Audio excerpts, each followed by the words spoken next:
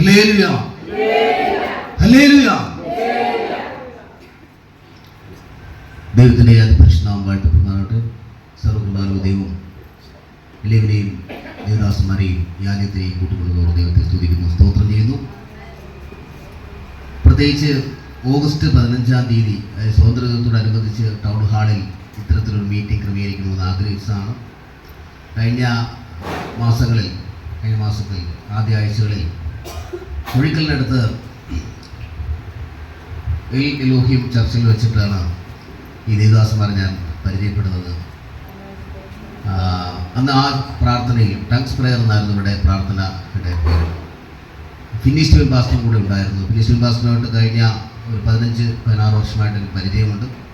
അപ്പോൾ അദ്ദേഹത്തിൻ്റെ നേതൃത്വത്തിൽ അഭിഷേകത്തിൻ്റെ വലിയൊരു നിറസാന്നിധ്യം അനുഭവപ്പെടുന്ന ഒരു പ്രയറിൽ പങ്കെടുക്കുവാൻ എളിയൊരു മകന് സാധിച്ചു.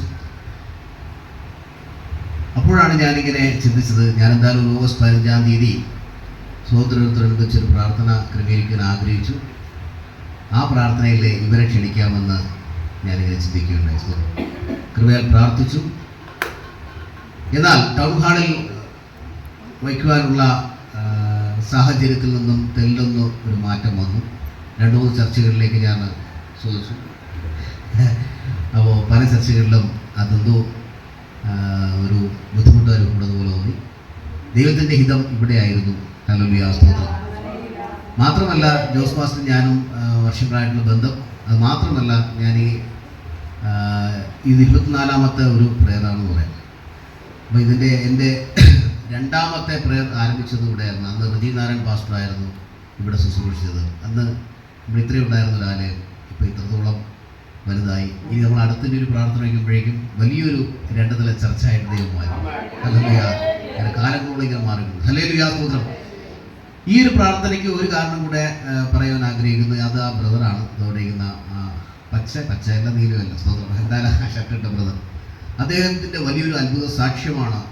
അത്തരം ഒരു കാര്യം എന്ന് പറഞ്ഞാൽ അപ്രതീക്ഷിതമായി ധനുവച്ചെടുത്ത് ഞാനൊരു യേശുദാസ് എന്ന് പറയുന്ന ഒരു പാസ്റ്റർ ബ്രദർ എന്ന് പറയുന്ന അദ്ദേഹത്തിൻ്റെ അദ്ദേഹത്തിൻ്റെ മകൻ്റെ ഒരു വിടുതലിനായി ഞാൻ പ്രാർത്ഥന കഴിഞ്ഞിട്ടും അദ്ദേഹം പറയും 10 മിനിറ്റ് നേരം ദേവദാസൻ ഒന്ന് കണ്ണവമ്മൂട് വീട്ടിലൊന്ന് വരണം, നിങ്ങളെ ഏറെ പ്രതീക്ഷിച്ചുകൊണ്ടിരിക്കുകയാണ്. അത് ഞാൻ പറയാം, അയ്യോ എനിക്ക് തീരെ സമയം, എനിക്ക് പ്രത്യേകിച്ച് പറയില്ല, വന്നേ മതിയാവും, വളരെ കാത്തിരിക്കുകയാണ്. അവർ ഒരുപാട് നേരം വിളിച്ചു. അങ്ങനെ ഞാൻ അങ്ങോട്ട് പോകാനായിട്ട് വന്നു. ഞാൻ പറഞ്ഞു എനിക്ക് ഒട്ടും സമയമില്ലാത്തതുകൊണ്ട് പെട്ടെന്ന് പോയി പെട്ടെന്ന് ഇറങ്ങും, കുഴപ്പമില്ല. അങ്ങനെ അദ്ദേഹത്തിൻ്റെ വീട്ടിൽ പോയപ്പോൾ വളരെയധികം നിരാശനായിട്ട് അദ്ദേഹവും അദ്ദേഹത്തിൻ്റെ മകളും അദ്ദേഹത്തിൻ്റെ ഭാര്യയും നിൽക്കുന്നു.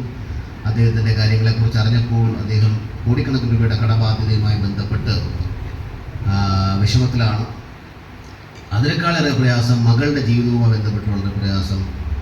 നഴ്സിംഗിന് പഠിക്കുന്ന കുട്ടി, അവൾ ബാംഗ്ലൂർ പഠിച്ചുകൊണ്ടിരിക്കുന്ന സമയത്ത് അവളുടെ ശാരീരികമായി അവൾക്ക് ചിക്കൻ ബോക്സ് വരികയും ഉദരസംബന്ധമായ ചില അസ്വസ്ഥതകൾ വരികയും ചെയ്ത് മരണവുമായി മല്ലിട്ട നിമിഷത്തിൽ പിതാവും മാതാവും ഇവിടെ നിന്ന് ഒരു കാർ പിടിച്ച് അവിടെ പോയി അവളെ കൂട്ടിക്കൊണ്ടുവന്നു. ഇവിടെ അവർ ശുശ്രൂഷിച്ചു. അവരുടെ ജീവൻ തിരിച്ചു ദൈവം നൽകി. എന്നാൽ അവൾക്ക് തിരികെ ആ നഴ്സിംഗ് കോഴ്സ് പഠിക്കുവാൻ പോകാൻ പറ്റാത്ത, മാനസികമായിട്ട് താല്പര്യമില്ല. അവിടുത്തെ വെള്ളം മാത്രമല്ല, ഭക്ഷണം ഒന്നും ശരിയല്ലാത്ത കാരണം അവൾക്ക് പിന്നീട് അങ്ങോട്ട് പോകാൻ താല്പര്യമില്ലാത്തൊരവസ്ഥ. ഒരു ആബ്സെൻ്റായിപ്പോയി, മനസ്സ് ഡൗണായി, നിരാശ കൂടി, അങ്ങനെ കൊല്ലാത്ത അവസ്ഥയായിരുന്നു. അത്തരത്തിൽ ഏറെക്കുറെ അവർ 1.5 മാസത്തോളം വീട്ടിൽ നിന്നപ്പോഴേക്കും അവർക്ക് പഠിക്കാൻ പറ്റാത്ത സാഹചര്യവും അതോടനുബന്ധിച്ച് തന്നെ ഇവൾ വരാത്തത് കാരണം അവിടെ നിന്നുള്ള ഫയറിങ്ങും ഒക്കെ ഉണ്ടായി. ഒടുവിൽ അവളൊരു തീരുമാനമെടുത്തു, നഴ്സിംഗിന് പഠിക്കാൻ പോകുന്നില്ല. അദ്ദേഹത്തിൻ്റെ അഡ്മിഷൻ സമയത്തെ ലക്ഷ്യങ്ങൾ നഷ്ടമായി. അത് സാരമില്ല, കുട്ടിയുടെ ജീവനാണ് വലുതെന്ന് കരുതി അവർ ആ കുട്ടിയെ തിരിച്ചു പോകാൻ അനുവദിച്ചു.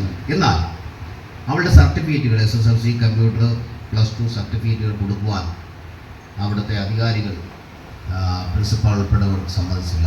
അവർ 5 ലക്ഷം രൂപ ഡിമാൻഡ് ചെയ്തു. കാരണം ഈ നഴ്സിംഗ്